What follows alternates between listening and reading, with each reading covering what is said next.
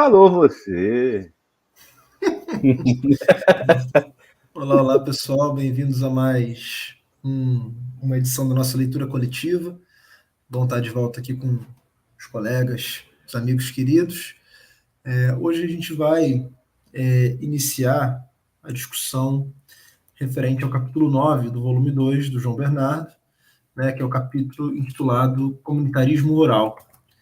Então, enfim, mediante essa breve apresentação, eu passo a palavra então ao professor Mário Jorge.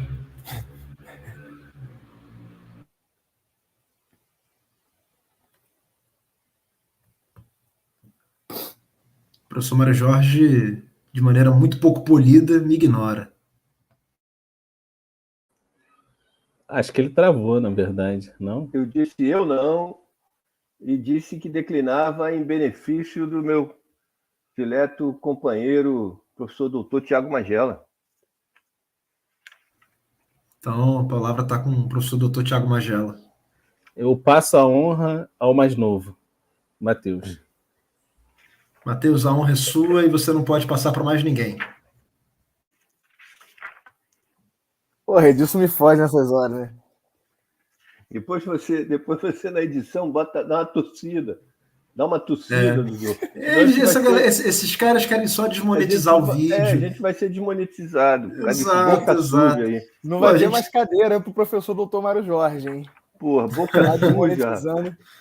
Vão acabar perdendo o patrocínio aí da Netflix. Vou ter que devolver a minha cadeira, porra. Fala, ainda tem parcela para pagar, né? Não é assim.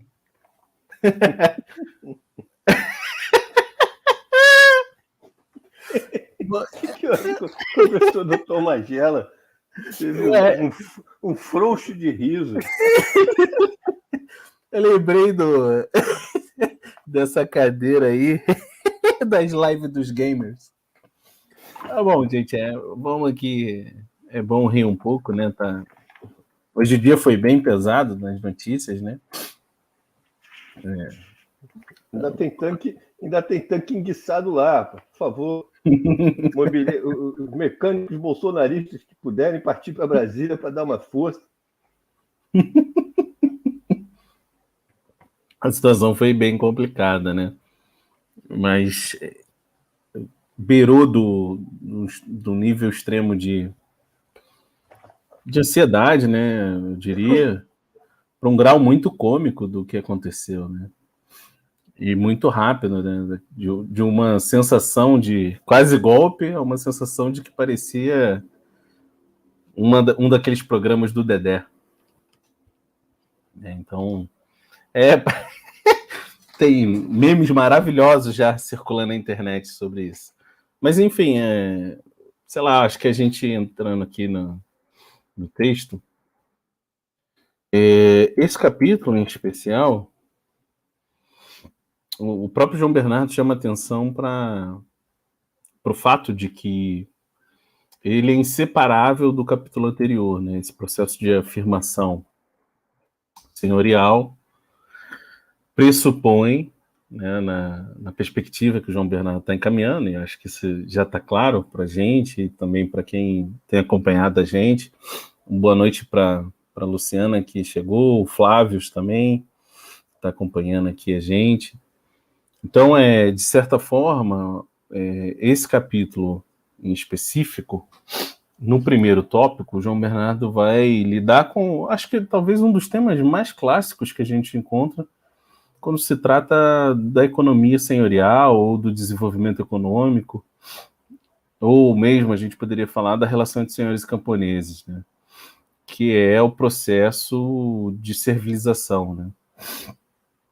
E aqui eu acho que tem um ponto que eu acho que a gente pode discutir. O Mário, se eu não me engano, há uns anos atrás escreveu um texto a respeito disso, né? Que é a dimensão jurídica que aparece na documentação para a gente. Então, os vários estatutos que aparecem e que muitas vezes a gente encontra interpretações que dizem ser impossível realizar uma análise em conjunto do campesinato, em função dessa extrema diversidade de estatutos jurídicos. E aí eu acho que tem aqui um elemento que a gente pode conversar a respeito de como a gente encaminha ou encaminharia uma interpretação a partir dessa leitura do João Bernardo. Acho que o Edilson acabou de chegar aqui. Boa noite, Edilson. Fala aí, meu povo, boa noite. Bem-vindo, bem-vindo. Não, então, para fechar, então acho que... Bem-vindo, D'Artagnan. Inclusive, uma aluna minha que assistiu o curso deles aí de metodologia elogiou muito o Edilson. Falou que agora que o Edilson explicou a epistemologia, ela entendeu. Que honra. Fico feliz pelo feedback. Ele citou o Zé Paulo? Ele citou o Zé Paulo? Tem que citar, né? Senão dá problema no partido. Bom, é isso, gente. Eu acho que tem aqui esse elemento, acho que jurídico, que muitas vezes encaminha muitas análises numa direção de uma extrema heterogeneidade do campesinato, que torna muito difícil uma análise de conjunto, como classe. E, por outro lado, o encaminhamento de João Bernardo, ao meu ver, ao longo dessa primeira parte, né, que ele está chamando de fusão servil, vai numa direção de uma homogeneização, pela via de dois processos, né? Um processo de, digamos assim, avanço do regime senhorial e, por outro, de uma desestruturação interna do campesinato independente. Então, a própria desestruturação interna do campesinato independente, que inclusive é um elemento que aparece muito pouco nas outras análises de outros autores, obviamente, acaba aqui aparecendo como um dos elementos chaves desse processo de fusão servil. Então, acho que aqui tem pontos para a gente conversar a respeito, que eu diria que são fundamentais para a gente avançar. Como é que a gente entende essa transformação? É a transformação de uma classe, a constituição de uma classe de outra forma, vamos assim, é um processo de transformação de classe, é a constituição de uma nova classe, né? Porque eu acho que aqui considerar essa evolução do campesinato ao longo do período automedieval e a partir do que ele está chamando de uma crise, eu acho que me parece um tema interessante para a gente abordar aqui na nossa discussão.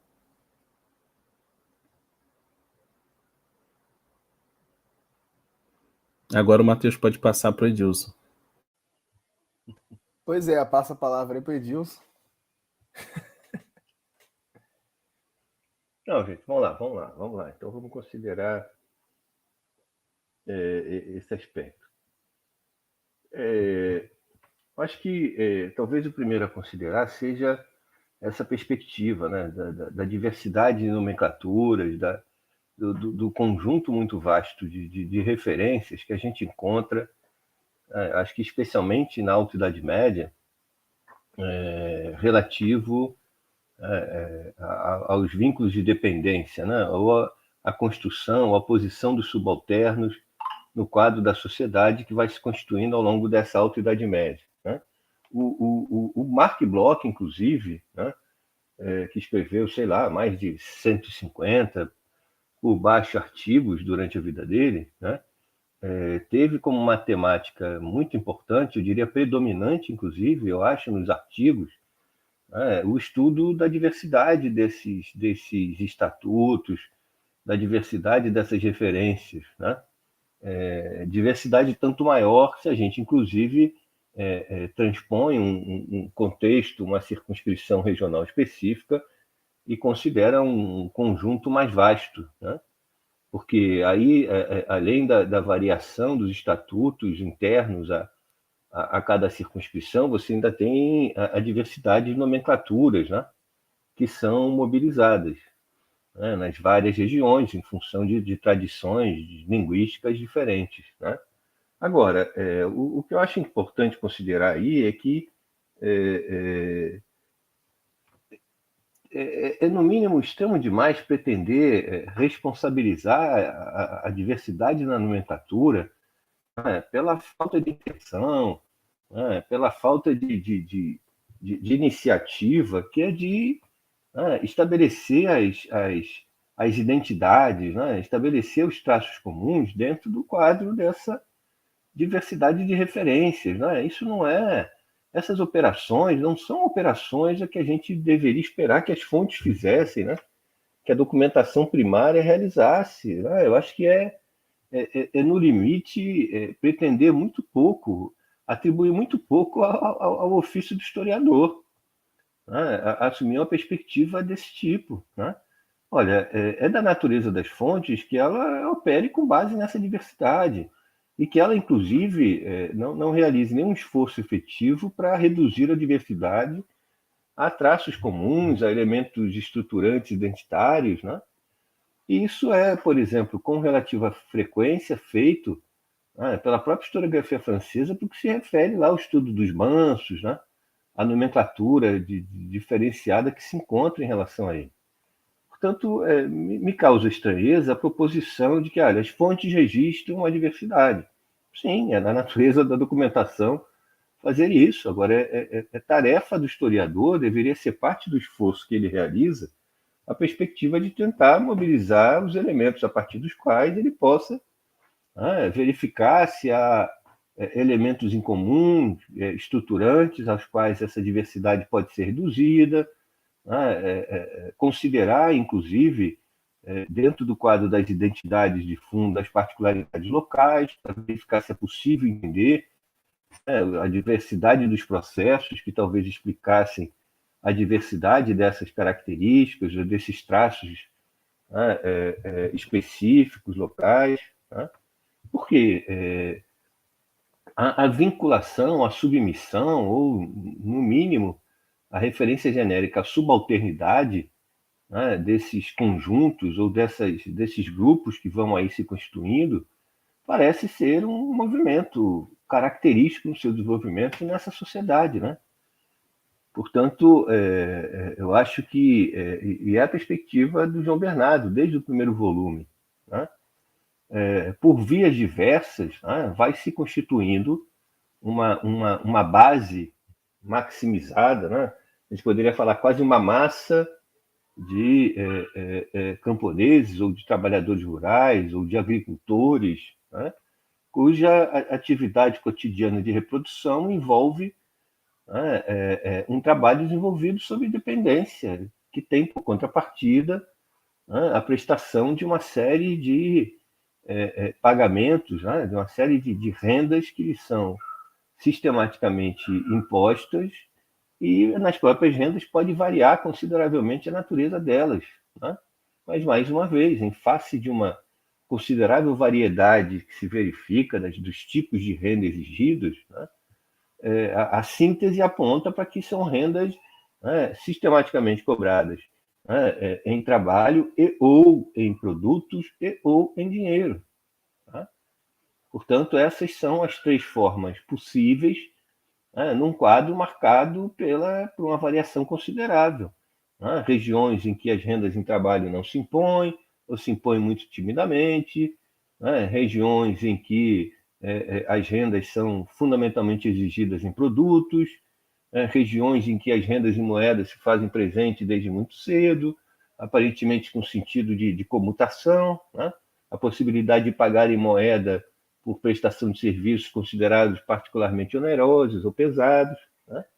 Então, no fundo, é uma questão de perspectiva do historiador. Né? Se ele acha que é parte importante do ofício que ele promove, produzir essas sínteses, né? A partir de uma diversidade de dados que não dá para esperar que a fonte realize, né? Que os documentos façam um esforço dessa redução.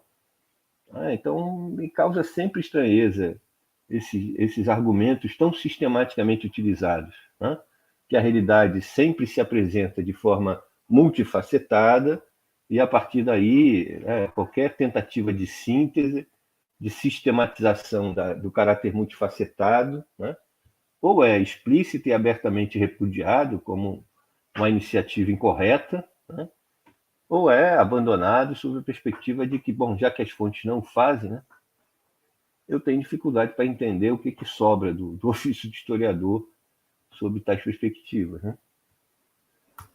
Ô, Mário, porque a minha sensação, a partir dessas leituras, principalmente da historiografia francesa, e aí eu acho que o Edson pode até complementar e ir além, é que, bom, havia uma extrema variedade de situações jurídicas. E aí, a partir do processo da Revolução Feudal, aí sim, se estabelece um nível, uma equiparação, né, uma igualdade de estatutos, que vai permitir, por exemplo, a ideia das três ordens. Né? Então, vai se tornar tão paupérrima a situação do campesinato que vai ser quase que igualada à condição jurídica de todos. Né? Beleza, tudo bem. E aí, a partir desse momento, você tem uma condição jurídica similar. E aí eu acho que, ao mesmo tempo que antes, pelo menos é da forma como eu tenho lido, ao mesmo tempo que antes a quantidade de estatutos jurídicos não permitiam uma forma de, digamos assim, uma compreensão global desse processo, ou dessa classe, vamos dizer assim, a partir do momento em que você tem um processo de civilização já consolidado, ou seja, olha, aqueles estatutos jurídicos deixaram de existir, e agora a gente só tem a classe servil. Isso também coloca um outro problema, porque aí, pelo menos eu vejo que, a partir do momento, então, que se admite essa homogeneização da situação camponesa, se apaga também as diferenças e fraturas internas dentro do campesinato. Então, se antes o problema era a grande heterogeneidade, agora, olha, é tudo igual, e aí se pasteuriza a situação camponesa. Se bem que o João Bernardo insiste que, que o processo, digamos, de homogeneização ele é muito mais tendencial, né, do que algo que se efetive na sua plenitude em algum momento. Né? Ele insiste muito sistematicamente nessa perspectiva, né, de que os dependentes, né, a condição da dependência segue num processo de redução da diversidade de estatutos que haveria, por exemplo, né, entre o escravo original e o camponês livre original.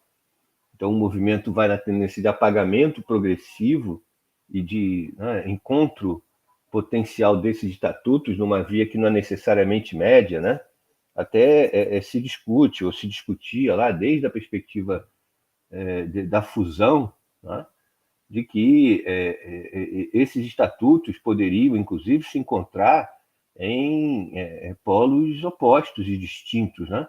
Que a servidão não é necessariamente um denominador comum entre os estatutos originais, mas que, por exemplo, em algumas regiões, né, a fusão servil poderia ter se operado mais próxima do estatuto original do camponês livre e que, portanto, talvez aí comparativamente as rendas, né, menos draconianas seriam expressão desse estatuto original, né, preservado em algum nível. No outro extremo, a gente poderia, ao contrário, ter a fusão servil ter se operado muito mais próximo do estatuto original dos escravos originários e, como tal, comparativamente, a servidão aí manifestar níveis de intensidade comparativamente muito maiores. Né?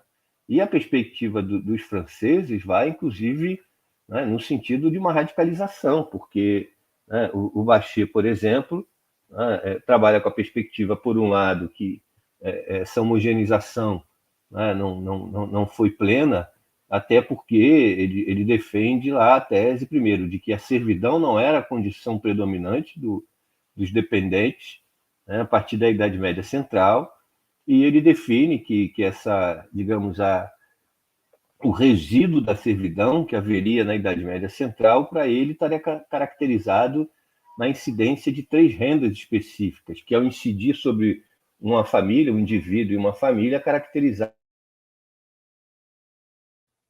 Mário, você fechou o áudio. Fechou o áudio. Então, que seria um censo, a chevage, né, na referência francesa, a mão morta, né, a mão morta, na referência francesa, e a formariage. Tá?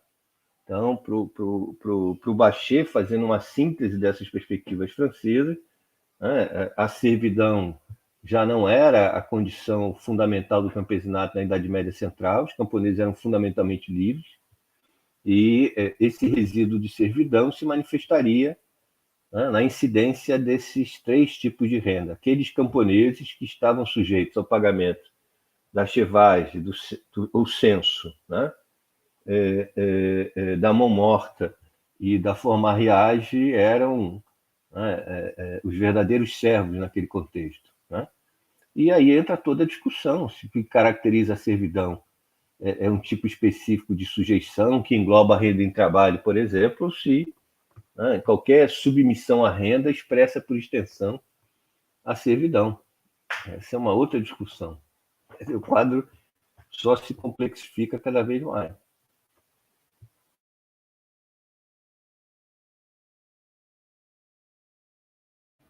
Mas eu acho que é interessante nesses debates que talvez isso também faça referência a um dos dramas do desafio do historiador, né? A abstração por si só é vaga, é inócua, porque ela não dá conta da diversidade fenomênica do fato, do objeto. Mas, por sua vez, também o concreto isolado da abstração, você entra no reino do particularismo, né? Aí a gente não fala de mais nada, não fala de... O exemplo de feudalismo também é ótimo. E eu vejo diversos debates que se entrecruzam nessa questão. Confrontar a abstração com os fatos concretos ou vice-versa. Parece que o desafio é muito mais né, naquela abordagem. Né? A abstração só é factível em algum nível se ela corresponder a elementos centrais de um objeto, ainda que ele exija em si, né, teoricamente, abstrair, ou seja, negar ou não supor um conjunto de fatos empíricos. Então, nessa ampla manifestação da questão servil, etc., acho que se coloca. E aí há de verificar a validade ou não de certas ideias. O Bernardo encaminha algumas propostas bem interessantes nesse sentido, me parece. Mas o confronto entre o geral e o particular, o abstrato e o empírico, parece que é algo que marca um conjunto de tensões na análise, né? E ainda que o empírico possa negar a teorização em algumas de suas particularidades, a sobrevivência dessa teoria ou dessa abstração ou não vai de acordo com a sua capacidade de abarcar, né, genericamente uma situação um pouco mais geral, digamos assim. Então, eu acho curioso a discussão desse capítulo, por vários fatores, mas porque também o João Bernardo, eu acho que isso é um outro mérito, ele não se furta a debates espinhosos e que, por vezes, ele mesmo admite que o enquadramento é bastante complexo e nem sempre tão satisfatório, né, como ele gostaria de encaminhar.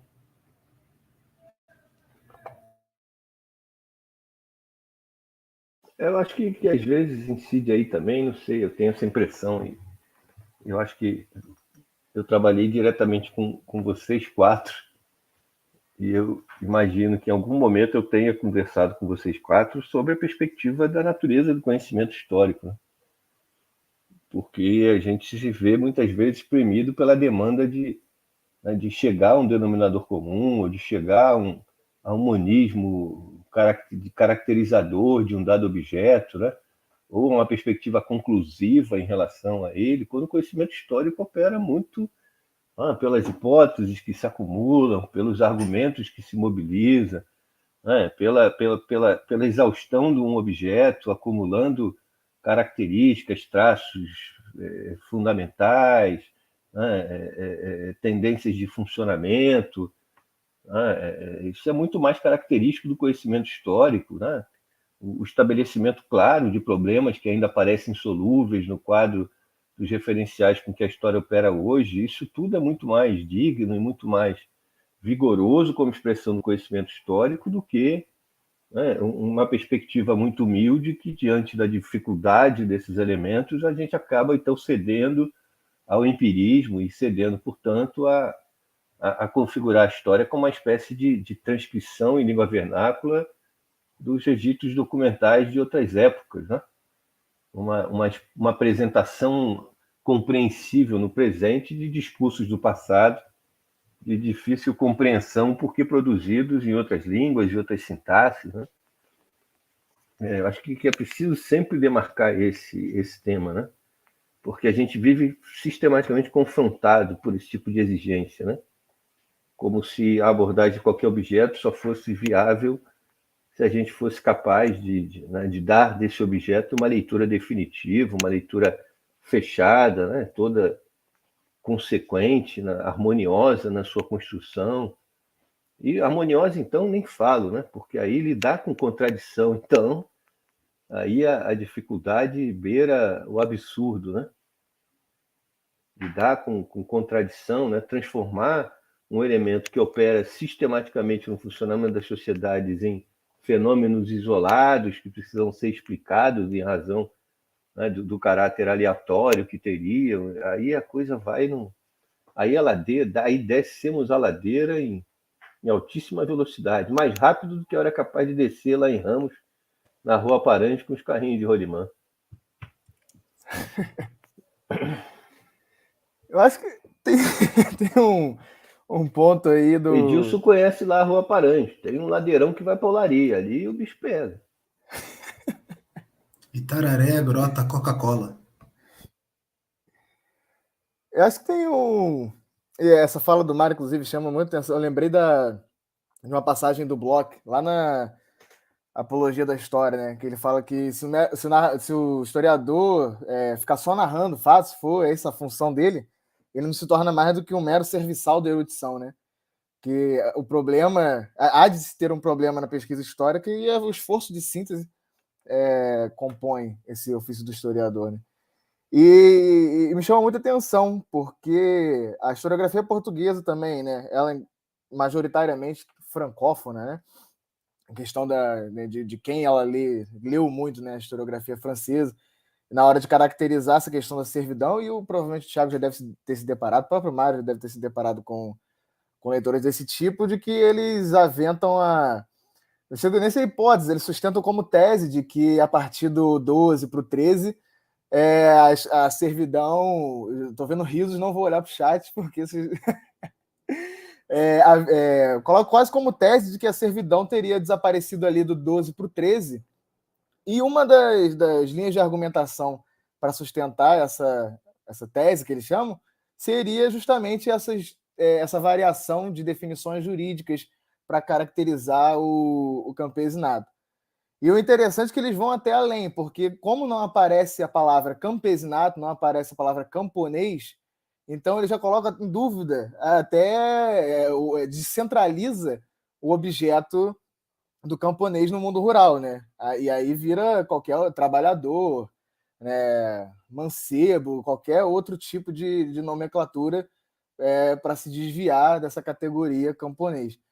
E é muito curioso, porque é evidente em diversos momentos, nas próprias fontes que eles trabalham, um camponês ali em vínculos de dependência explícito, né? Vínculos, às vezes, de prestação de serviço em trabalho, que seria aí talvez o tipo ideal para se caracterizar uma servidão. Mas, por essa diversidade de nomenclações jurídicas, abandona-se essa perspectiva de que eram servos, para se dizer que não, ali começou um processo de dissolução da servidão e de uma liberdade do campesinato. E o que você vai ver é laços de servidão sendo cada vez mais sendo arrochados ali, né? A questão das exações, as prestações cobradas, as formas de enquadramento do campesinato, da mão de obra, numa escalada ali para baixo da Idade Média. E essa caracterização que eles fazem nega essa própria dimensão da servidão. E o João Bernardo encaminha uma questão interessante, ele já vem desde o primeiro livro do que ele entende por servidão, e ele se posiciona, e eu acho bem interessante, para ele não estar ligada a esse acúmulo de prestações, por exemplo, que o Mário elencou, né, da mão morta, né, a formagem, etc. O João Bernardo define de uma forma complexa, mas simples ao mesmo tempo, que ele identifica ali como uma forma de submissão, de dependência, e que o camponês tem a posse ali dos seus meios de produção, mas ele está num vínculo que ele deve prestações ao senhor. E é interessante ele fazer esse movimento de se posicionar, porque é raro, né? É raro, inclusive, estudos do campesinato, né? Então, os historiadores, quando eles estudavam campesinato, eles já não faziam isso. O João Bernardo ele vem e se posiciona de uma forma que, pelo menos, me agradou muito, a forma como ele concebe aqui a servidão. Eu acho que também a gente sempre acaba voltando ao mesmo ponto, isso é bem desdobrado na fala do Mário, as questões teórico-metodológicas que parece lastrear a obra do João Bernardo, que a rigor, o que diferencia ele de tantas obras que a gente tem em comum na historiografia medieval, e talvez nos faça, além de tudo, nos mobilize esse esforço de leitura, é uma abordagem absolutamente distinta do ponto da historiografia, mas que supõe uma perspectiva teórico-metodológica que a encaminha. Em que sentido eu estou dizendo isso? O Mário, inclusive, estava falando, e o texto lá do Lefebvre sobre a lógica formal e dialética também tem um pouco disso. Ele chega a um momento de dizer, olha, não há idealismo maior do que dar uma resposta formal, linear, lógica, a uma realidade que é em si dialética. Né? Porque aí é uma questão de uma contradição em si. E isso lembra, ou faz lembrar, inclusive, sempre, as obras do Marx, que não trabalha com definições, porque definir um objeto que é em si contraditório também é em si, idealmente, uma contradição. Você não vai conseguir encerrar, idealmente, o conjunto das suas manifestações de uma forma definitiva. E aí a perspectiva de trabalhar com determinação, ou determinações, que é muito melhor. Então, a gente gosta sempre de destacar isso, por exemplo, o próprio Capital.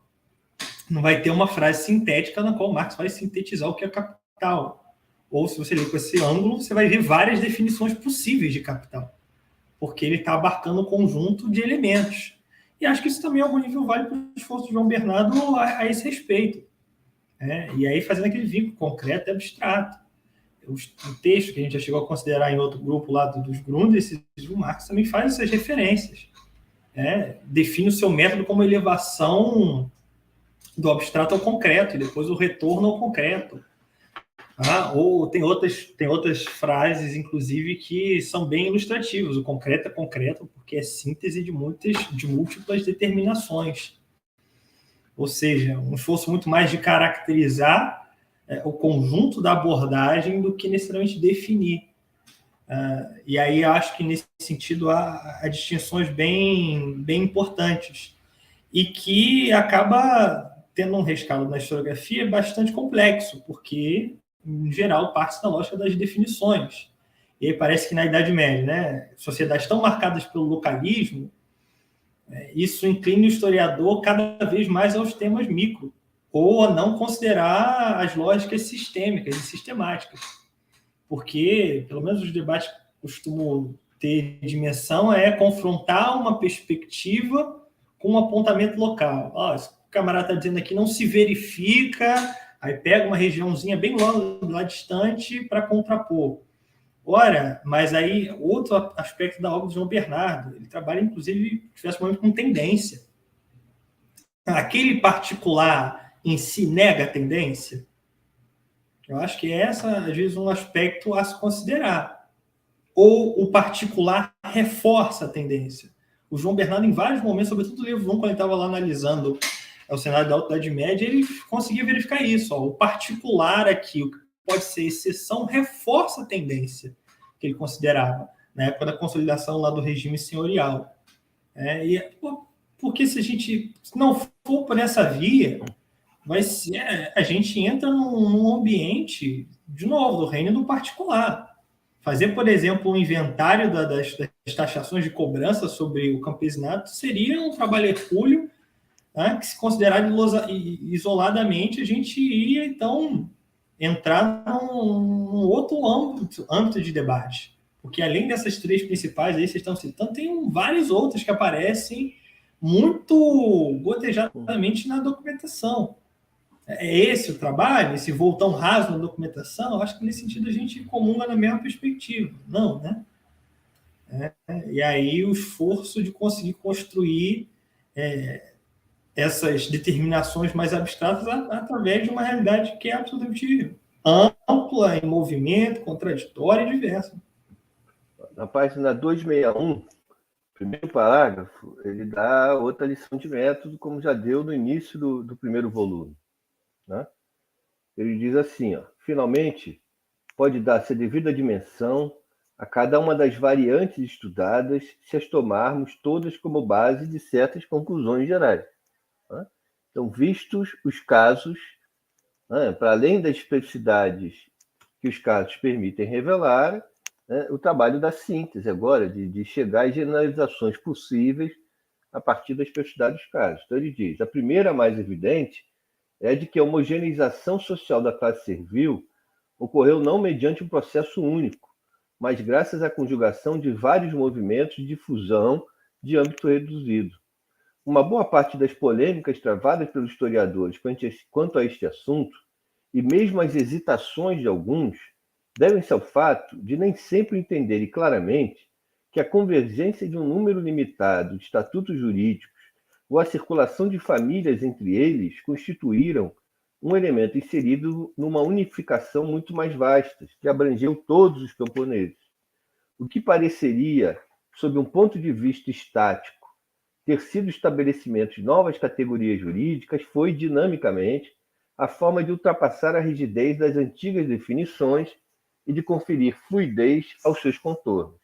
A fluidez é, aliás, a característica mais constante de todas as definições jurídicas, que são sempre uma ponte entre a situação passada e o jogo de forças presentes, tá?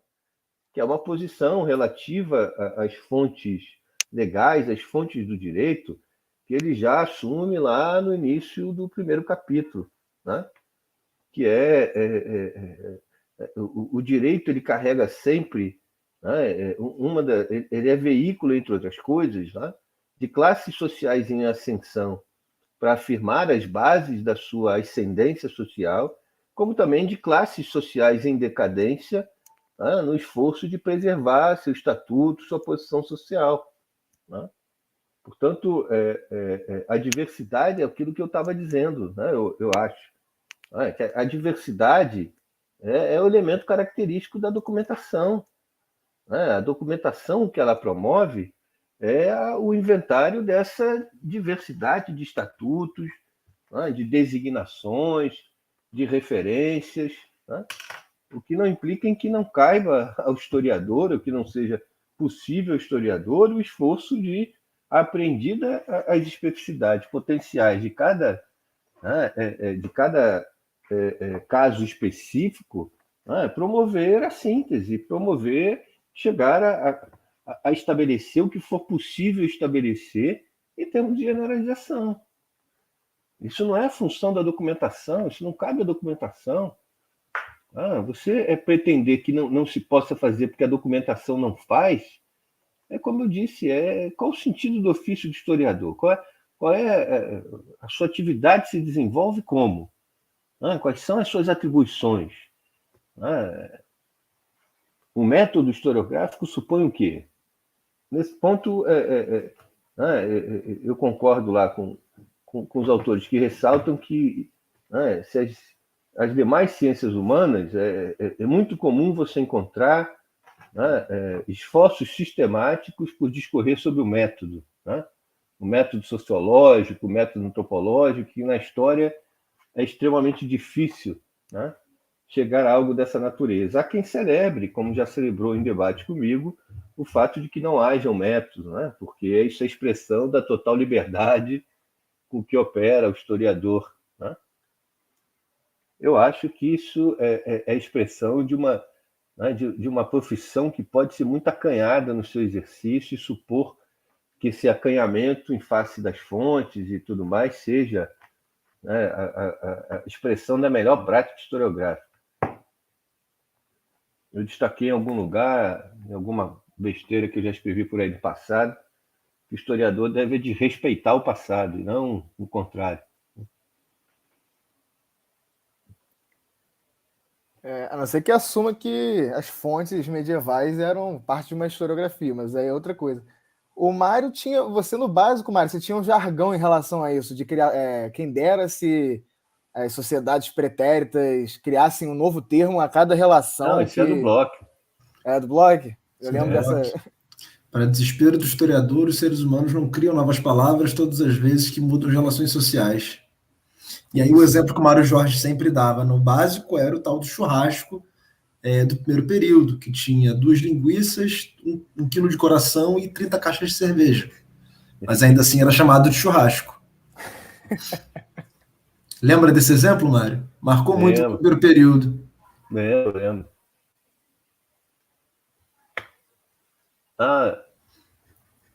Sim.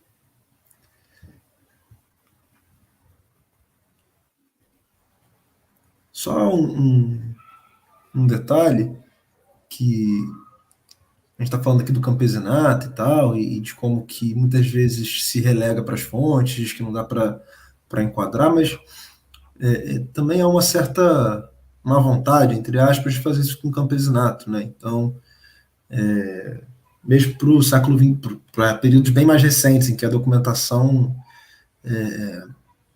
seria mais abundante, enfim, aí se insiste em chamar de fazendeiro, vaqueiro, meeiro, poceiro, 1 zilhão de termos, e algo que está também muito vinculado aí eu estou lembrando daquele texto do Hobsbawm sobre camponeses e política, em que ele fala que é impensável que o campesinato consiga se organizar para fora do nível da aldeia, que é algo tão específico, tão marcado por particularidade, enfim.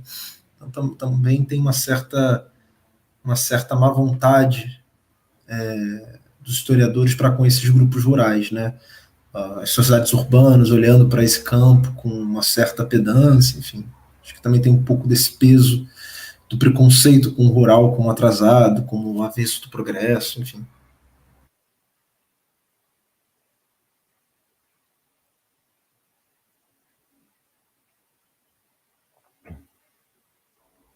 Mas aqui nesse, enfim, aqui nesse tópico ainda, acho que o João Bernardo encaminha lá no final já uma concepção gradual de liberdade. Então, haveriam diversos níveis, como o Mário já destacou, digamos assim, de servidão, né? E aí o que determinaria esses níveis é justamente, para o João Bernardo, a dinâmica de força entre essas classes. Então, dependendo da região aqui que ele abordou, e aí, segundo ele, nas regiões montanhosas, ainda que existisse servidão, seria uma servidão mais leve, né? Então, eles teriam mais liberdade. Então, o elemento central aqui, que é para o João Bernardo a exploração e a própria luta de classes, né, a relação de força entre as classes, não deixa de aparecer aqui também nessa concepção dele de, digamos assim, uma estratificação rural, né, uma estratificação desse campesinato. Então, há uma dimensão gradual dessa liberdade do campesinato aqui, que não se perde por completo. E aí eu não sei se a gente avança aqui já para o tópico B ou não. Porque aqui eu acho que o encaminhamento que ele dá, eu acho que vale a pena ainda discutir hoje, é o fato dessa criação, o que permite, então, a criação de um novo comunitarismo, né? E aí um dos elementos é o... Não, só para destacar, Mário, eu acho que isso também vai acabar tocando, acho que todo mundo vai acabar tocando nesse ponto, que é o enquadramento senhorial. É um dos elementos chaves para a criação de um novo comunitarismo camponês. Não, o que eu ia dizer é que é lamentável que a gente não consiga até aqui, né? Se é que vai conseguir um dia, né? Estabelecer quais terão sido os fatores que levaram o campesinato a essa degradação, né? Social, digamos assim, porque ele é muito explícito nesse sentido, né? Não foi apenas uma iniciativa singular da aristocracia né, do exercício do poder de pressão sobre o campesinato, que leva, né, a um movimento de redução à dependência, né? Ele insiste frequentemente num movimento de desarticulação do campesinato, que foi tão importante quanto, né? Uma degradação da unidade no mundo camponês que teria favorecido consideravelmente o processo, né, da afirmação da ascendência aristocrática, né? E seria extremamente importante conhecer esse movimento, né, que, de alguma forma, remeteria ao próprio mundo romano, né, onde, mais uma vez, a gente tem uma lacuna considerável, né, no estudo desse tema, né? Que fatores, né, terão sido determinantes, porque, né, eu lembro aqui, o Barbeiro e Virgílio já defendiam lá atrás essa proposição, né, de que a ascendência senhorial decorreu muito do que eles chamam de uma conjugação da posição do dominus com a posição do patronus, né, que desde final do mundo antigo implicava já na aristocracia, trazendo aos seus vínculos pessoais levas e levas, né, de camponeses, né? E aí a compreensão desse processo seria fundamental, né, para a gente entender de forma mais plena essa dinâmica aí, né?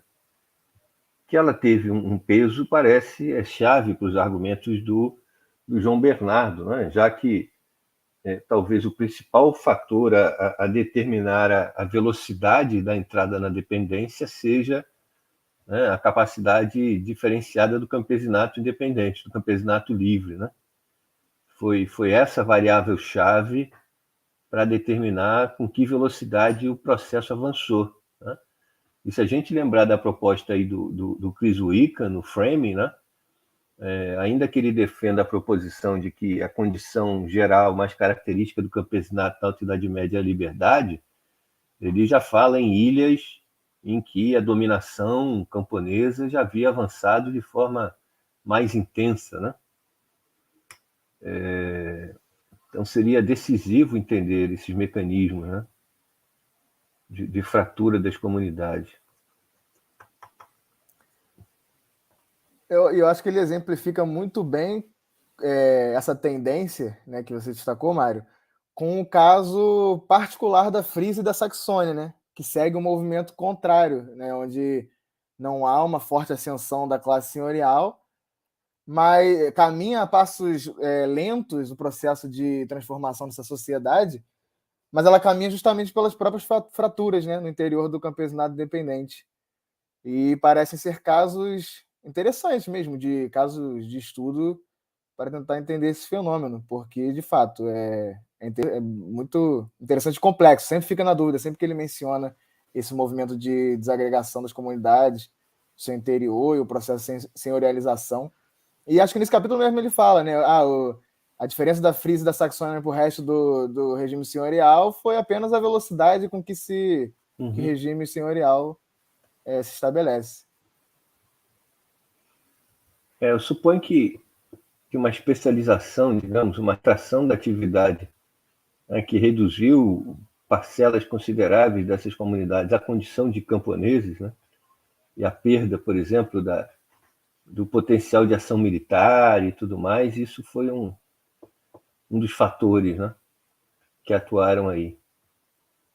Porque a gente, de certa forma, a redução, a especialização na guerra foi um dos fatores decisivos para a aristocracia, né?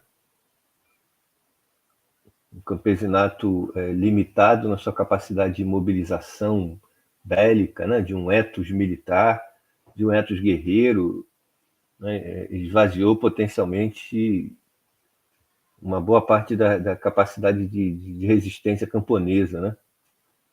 Que alguns autores defendem que ajuda um pouco a explicar uma maior autonomia das comunidades lá naquelas regiões do Ebro, né?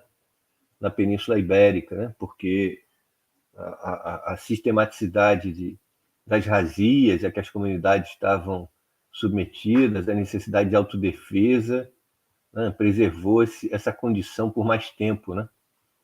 Na Península Ibérica. É aquela história de que a crítica das armas não pode superar, né? A arma da crítica não pode superar, não pode substituir a crítica das armas, né?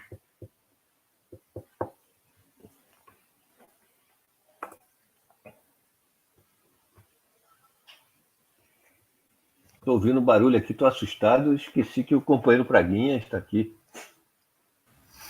3 vivos ao companheiro Praguinha.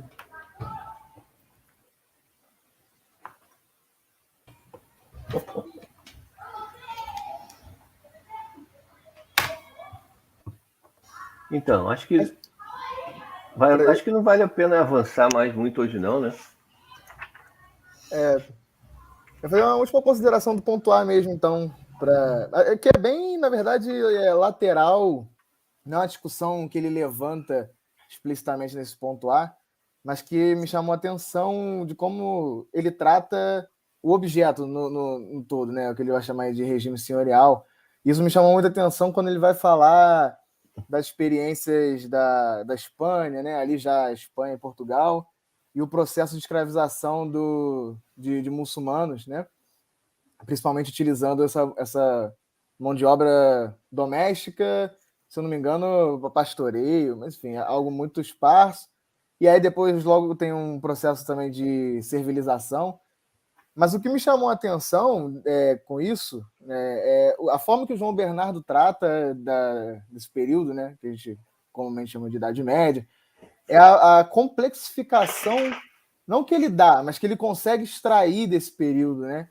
E aí muitas vezes historiadores olham para a Idade Média de uma forma, um sistema embrutecido, muito rígido, muito quadrado, com poucas clivagens, poucas formas de movimento. E cabe lembrar que foi uma forma de se organizar, né, de organizar a produção da vida material que durou aí, no mínimo uns 1000 anos. Né? Então, eu acho que não há como nenhum sistema durar 1000 anos se ele não tiver pelo menos um certo lastro de fluidez e, né, elasticidade para comportar algumas outras manifestações que fogem ao seu tipo ideal, né? E quando o João Bernardo coloca essa questão da escravidão, da escravização, e até mais para frente, ali, século XIV, XV, que a gente vai ver um processo também de escravização dos povos africanos, asiáticos, e como isso se agrega, inclusive reforça alguns laços de dominação e de expansão do próprio sistema, que fogem à lógica da servidão, né? A forma clássica da servidão, etc. E acho que isso acaba ficando muito mais marcado na fala de alguns modernistas que olham para o capitalismo e, de fato, um sistema muito fluido, muito elástico, comporta diversas alterações, inclusive escravidões contemporâneas, escravidões coloniais que sustentaram a consolidação do capitalismo, etc. Mas o João Bernardo, acho que para mim, demonstra muito também como esse sistema, né, pretérito, ele era também tão complexo quanto e durou o tempo que durou, né? E teve manifestações diversas de complexidade durante a sua vigência.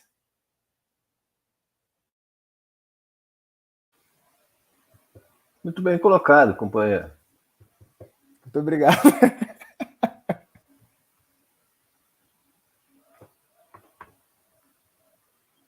Vamos aproveitar para fazer um fecho de olho, então?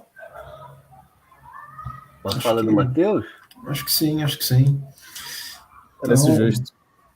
Então a gente retoma na próxima semana e a gente segue então a discussão. Oi? E tem a partir do capítulo 9, mantemos o capítulo 9, mas a partir do item B.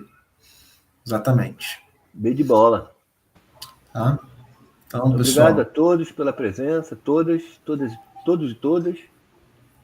Todo o vastíssimo público que nos acompanha. É pequeno, mas seleto, né? É diferenciado. Enfim. Gente, até logo então, pessoal. Até a próxima Um semana. abraço. Valeu, Legal, valeu. pessoal. Um abraço. Um grande abraço. Cuidem-se, hein?